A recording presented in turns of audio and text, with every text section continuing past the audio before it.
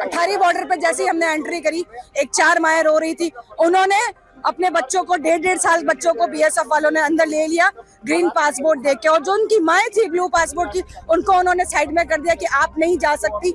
मैं कुछ नहीं जानती, हालात कब नॉर्मल होंगे ये भी नहीं जानती, क्या होगा ये भी नहीं जानती, किसने किसको मारा ये भी नहीं जानती। वो भी बेकसूर थे और हम भी वो मर गए, हमको जीते जी मारा जा रहा है। मेरी बहन के बच्चों को ले लिया, मेरी बहन बड़ी वाली बहन है, उसके बच्चों को ले लिया गया है, मायों को नहीं लिया गया। इसमें मेरी बहन के बच्चे और भी जो दूध पीता हुआ बच्चा है, बीएसएफ वालों ने क्या उनके वालिद वहाँ खड़े हो, अरे वो बच्चा कैसे रहेगा।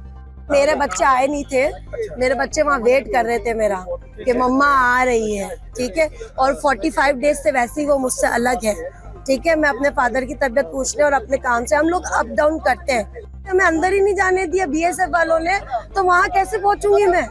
3-3 साल के बच्चों को लेके क्रॉसिंग करा दी, मार बाएं रो रही है।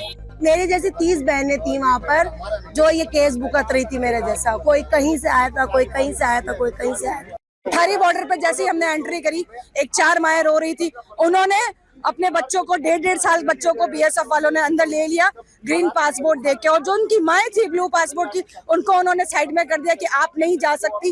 जब हम पहुंचे हमारे साथ भी यही सलूक हुआ गया कि उनको साइड में कर दिया, ब्लू पासपोर्ट है नहीं जाएंगे, ब्लू पासपोर्ट है। वो सुनने को तैयार ही नहीं कि ब्लू पासपोर्ट के अंदर क्या क्या कहानी है, उन्होंने नहीं देखी। तब यह आप जैसे ही मीडिया भाई थे, वो लोग वहाँ खड़े थे, हमने हमारी गुहार, हमारी आवाज उन तक पहुंचाई कि आप जहां तक भी आवाज पहुंची जाए कि वहां तक पहुंचाइए कि यहाँ से मैं कुछ नहीं जानती, हालात कब नॉर्मल होंगे ये भी नहीं जानती, क्या होगा ये भी नहीं जानती, किसने किसको मारा ये भी नहीं जानती। वो भी बेकसूर थे और हम भी वो मर गए, हमको जीते जी मारा जा रहा है। हमारे बाबा को ले लिया गया और आपको नहीं लिया गया, ये क्या नाम? मेरी बहन के बच्चों को ले लिया, मेरी बहन बड़ी वाली बहन है, उसके बच्चों को ले लिया गया है, मायों को नहीं लिया गया। इसमें मेरी बहन के बच्चे और भी जो दूध पीता हुआ बच्चा है, बीएसएफ वालों ने क्या उनके वालिद वहाँ खड़े हो, अरे वो बच्चा कैसे रहेगा।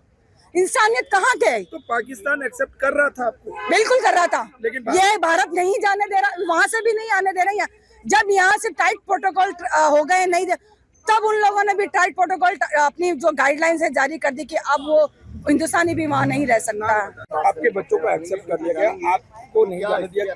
नहीं, मेरे बच्चे आए नहीं थे, मेरे बच्चे वहाँ वेट कर रहे थे मेरा कि मम्मा आ रही है, ठीक है। और 45 डेज से वैसे ही वो मुझसे अलग है, ठीक है। मैं अपने फादर की तबीयत पूछने और अपने काम से हम लोग अप डाउन करते हैं, इस सिचुएशंस में हमेशा आते जाते हैं। लेकिन इस बार उन्होंने ये कह दिया कि ब्लू पासपोर्ट नहीं जाएगा तो नहीं जाएगा, चाहे वो अंदर नेशनलिटी केस है, चाहे वो कोई भी केस है।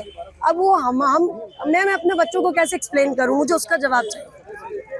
सोचे ना, तो भारत की ओर से रोका गया है कि पाकिस्तान की? भारत की ओर से हमें रोका गया है कि हम अंदर एंटर नहीं देंगे। तो आपके बच्चों से मुलाकात हुई? कैसे हुई, नहीं। कहाँ से हुई, हमें अंदर ही नहीं जाने दिया बीएसएफ वालों ने, तो वहाँ कैसे पहुँचूंगी मैं। 3-3 साल के बच्चों को लेके क्रॉसिंग करा दी, मार बाएं रो रही है। कितने लोग थे वहाँ? 30 मेरे जैसी 30 बहनें थी वहाँ पर जो ये केस भुगत रही थी मेरे जैसा। कोई कहीं से आया था, कोई कहीं से आया था, कोई कहीं से आया था। नाम बता दीजिए। मेरा नाम अफशीन जहांगीर है।